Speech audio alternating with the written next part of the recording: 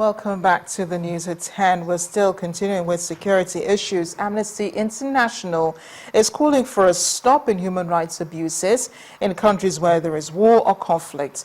Our correspondent in London, Doris Okenwa, reports that over 50 million people in Nigeria, Ukraine and in Syria have passed through different forms of human rights abuses due to war. And curbing this was the reason why Amnesty International held a world press conference in London. In 2014, the world witnessed the rise of ISIS, new tactics from Boko Haram, unabated conflicts and human rights abuses in Ukraine, Syria and many other parts of the world, resulting in large-scale displacement and what Amnesty International is calling the largest refugee crisis in the world, over 50 million people. At a meeting with journalists in London to discuss the recent report, the organization points fingers at world leaders for watching this happen, especially in the case of the United Nations Security Council and their failure to intervene in the wake of crisis. The most powerful members of the Council, the permanent 5 members of the Council, in our view have consistently abused the power and privilege which they have of the veto. So the call we are making this year in our annual report is for these 5 permanent members of the Security Council to voluntarily renounce the use of the veto in situations of mass atrocities. Meanwhile, out of the 50 million people seeking refuge from conflicts across the world, Nigeria contributes over 1 million to this number. Refugees, as I mentioned, is a consequence of the lack of stability and lack of peace. So we have to go back to, why is it that in the case of Nigeria, which has one of the largest armies in Africa, which has the largest defense budget in Africa and has a well-trained army, why is it that we have a situation where a relatively small number of people have been able to literally hold the north and northeast of Nigeria to ransom? However, the past few weeks have seen increased efforts by the Nigerian military to secure the northeast. But more intervention is needed for the displaced. The full impact of their plight seems lost on many. People in desperate and urgent need of life-saving treatment. So really this crisis has escalated to the point where authorities are overwhelmed. Global human rights report for the coming year looks bleak, Amnesty says. Hopefully, the recent efforts of the Nigerian government and the military will continue to improve and strike the nation off another devastating report. From London, Doris Okenwa, Channel Television News. An Abator, they say, ought to be neat and hygienic, but the Lagos State Abator complex says far from that. Residents around Oko-Oba area of Agege in Lagos are appealing to the Lagos State government to, as a matter of urgency, find a lasting solution to the filth and unbearable stench that envelopes their premises owing to the activities of the operators at the Abator. In our community report tonight, our correspondent, Chimezie Obiwagu, takes a look at the situation there and the possible health implications it has for those living around the area. Now you're talking.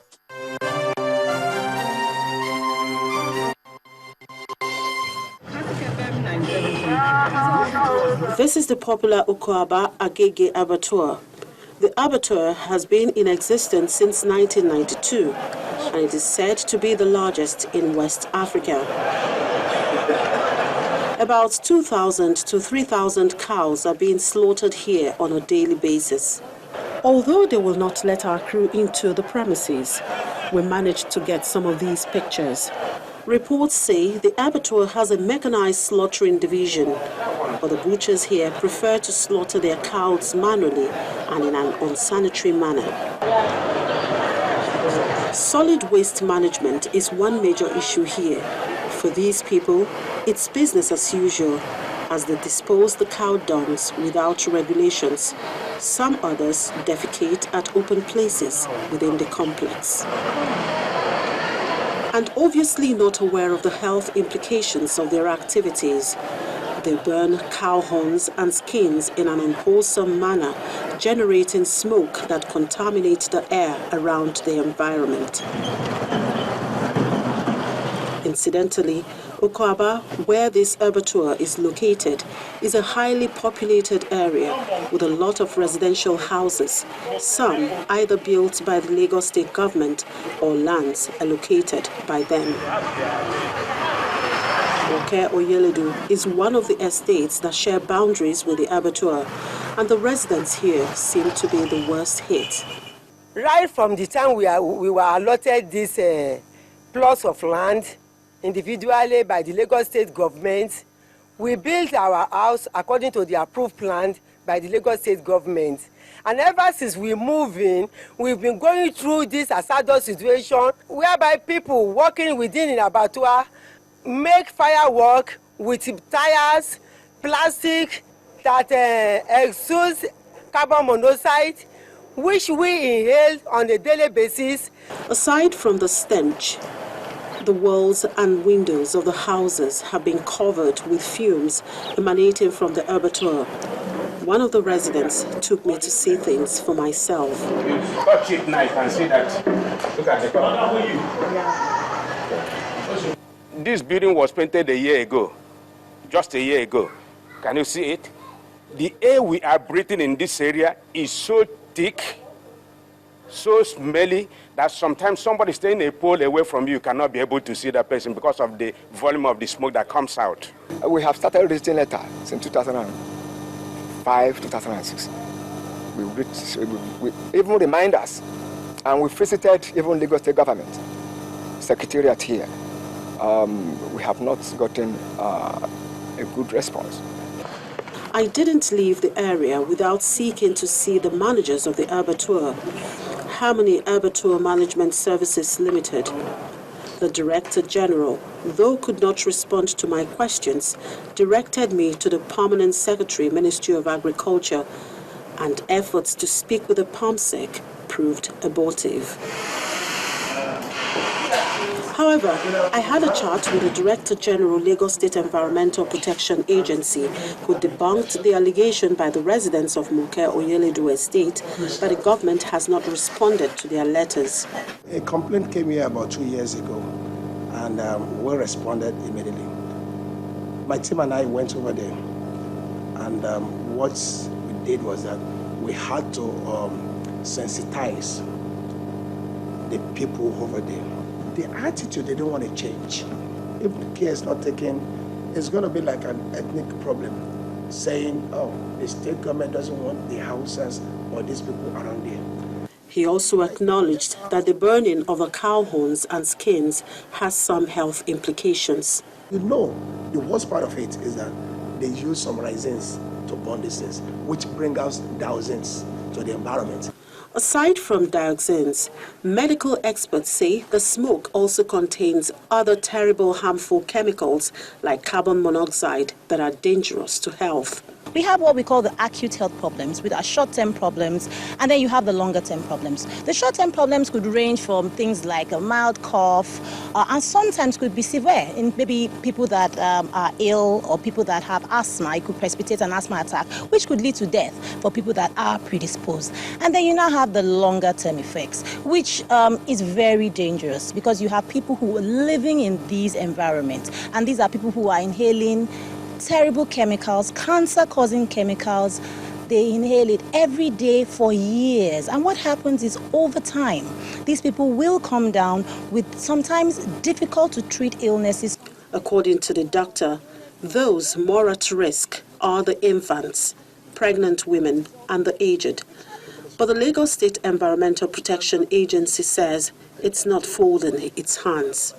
We have even sent out to the Ministry of Agric the environmental management plan, how that place should be managed. I'm still awaiting response from the commissioner, because I gave one to the commissioner, I gave one to the permanent secretary, Ministry of Agric, to see how we can manage that. While the State Ministry of Agriculture is yet to act on the proposed environmental management plan, experts say the earlier the abattoir is cleaned up, the better for all, so as to avoid any outbreak of epidemic. Chimezie Obi-Wago, Channels Television News.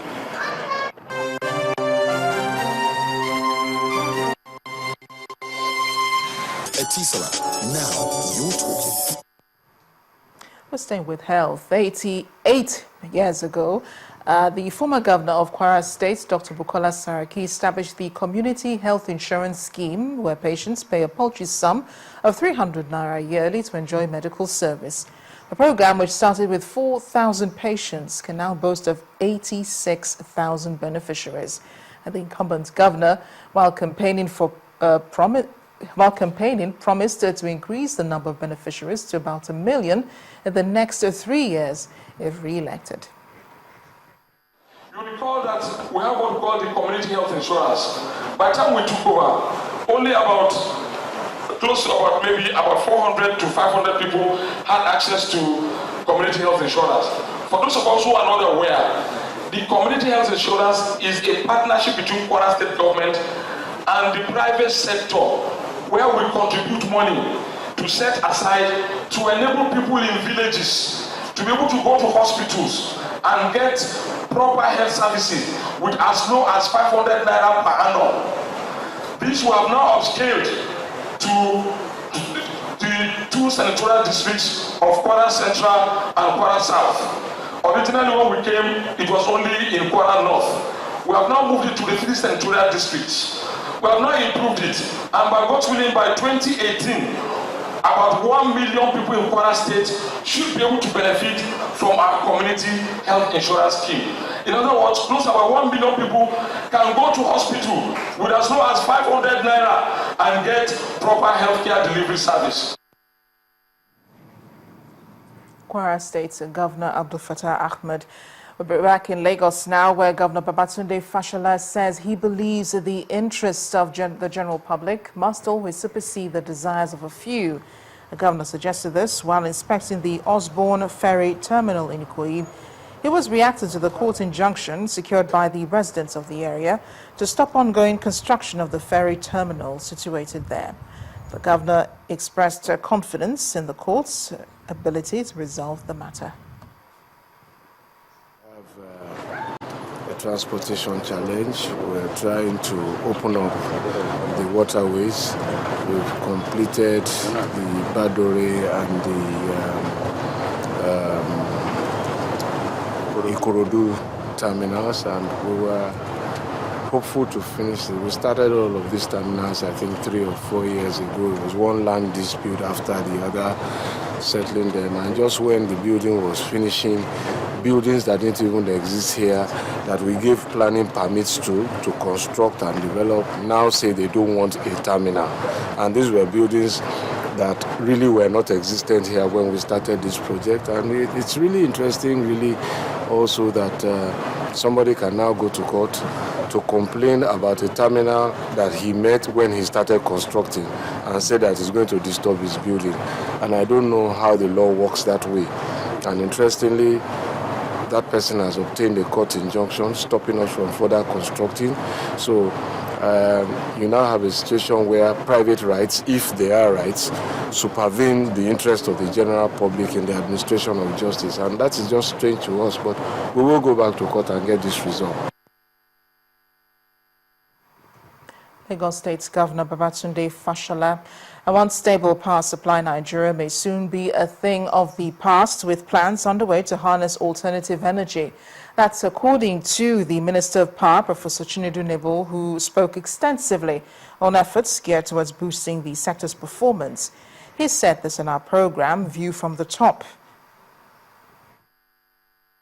Renewables hold the key to energy, sufficiency, and security for our country. So one way is that diversification of the fuel mix. Gas gives us almost 80% now. It used to be between 70 and 80% of our electricity production. Hydro's 20 to 30%. Today is going to change. Another one, and the most versatile, is solar. We have the capacity, not only in Nigeria, in Africa, the capacity to generate electricity for Africa rests on solar. Solar alone can give you 3 times the power that you could generate with all of your oil and fossil fuels, all of your wind, turbines, all of your hydropower, geothermal, biomass, coal, add all of them together, solar alone can do 3 times that. The Minister of Power, Professor Chinedu Nebo. You can watch that interview if you're on the international platform. It airs tomorrow at 2:30 p.m. and on the terrestrial platform, that's for us here in Nigeria, it airs on Tuesday at 7:30 p.m. And now to the arts. Femme Fatale is an exhibition by several female artists at the Ford Foundation in Lagos. These artists play up different issues they're passionate about through their art. They also work with varied media for paintings, from paintings to installations. And that's where Art Review is headed tonight, a look at Femme Fatale.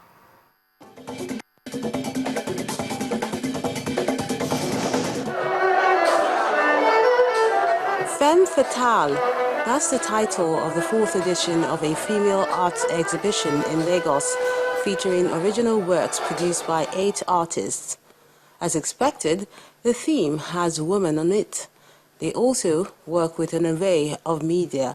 Tina Adebowale uses mixed media in these paintings titled Naked Truths.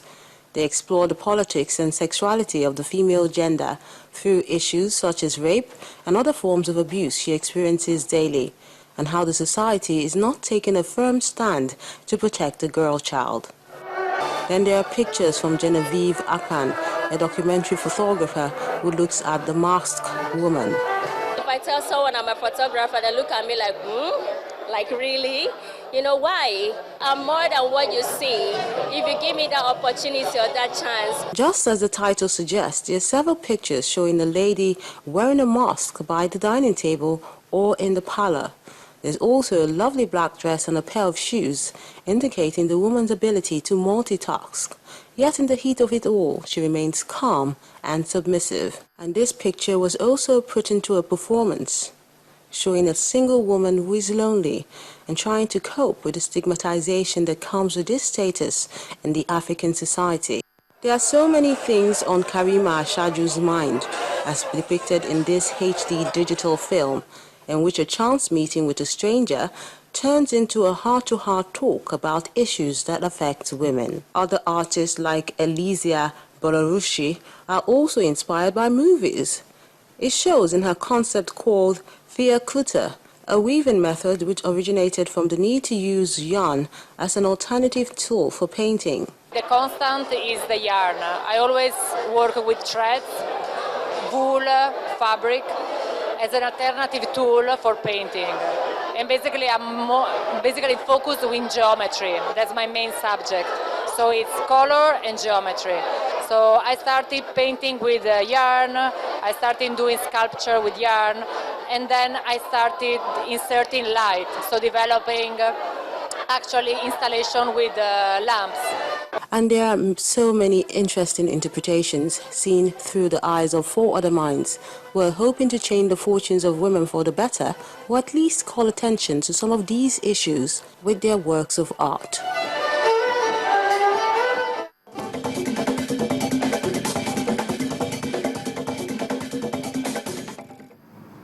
Still ahead of the news at 10, Chelsea wins the Capital One Cup after beating Tottenham 2-0 at Wembley. We have details in sports news. Please join us again.